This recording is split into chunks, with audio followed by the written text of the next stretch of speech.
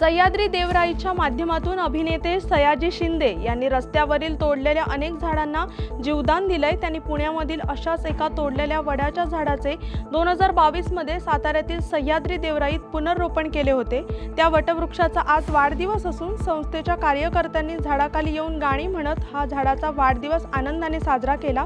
राज्यातल्या 20 आमदारांनी पुढाकार घेतला तरी या सह्याद्री देवराई प्रकल्पाची मोठी चळवळ यशस्वी होऊ शकते, असा विश्वास सयाजी शिंदे यांनी व्यक्त केलाय। झाडांचा वाढदिवस ही संकल्पना नेमकी काय आहे आणि कधीपासून ही सुरुवात झाली? माझ्या आईच्या मुळे माझी ही सुरुवात झाली। आणि स्पेशली हे जे आपल्या सातारा देवराई आहे, सह्याद्री देवराईचं साताऱ्यामधली जी देवराई, त्याच्यामधलं हे वडाचं झाड आहे, हे पुनर्जीवित 150 वर्ष झाड तोडून टाकलं होतं, ते परत लावलं आपण आणि एवढं मोठं ऑपरेशन करून ते परत जगले। त्याचा आधीचे फोटो तुम्हाला पाठवतो, पूर्ण करून घ्या आणि नंतरचे फोटो आत्ताचे बघा। असं हे झाड परत पुनर्जीवित झाडाचा हा 3रा वाढदिवस आहे आणि सगळ्यांनी आपल्या कुठं झाडं जर वड, पिंपळ, उंबरची झाडं आहेत प्रजातीतली, ती झाडं लागतात परत। ह्याचा एक आदर्श लोकांपर्यंत जावा आणि नाही घेतला तर आपण आपल्या पद्धतीने करावं।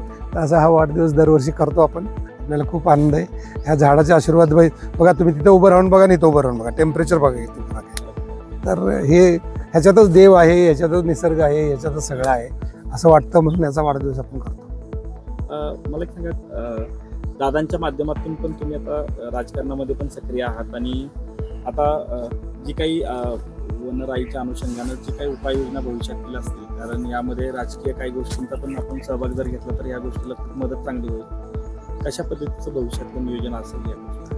भविष्यातलं नियोजन असेल की मॅक्झिमम रस्त्याच्या बाजूची झाडं जी वाचवण्याची आहेत ती वाचवण्याचा डेफिनेट प्रयत्न राहील।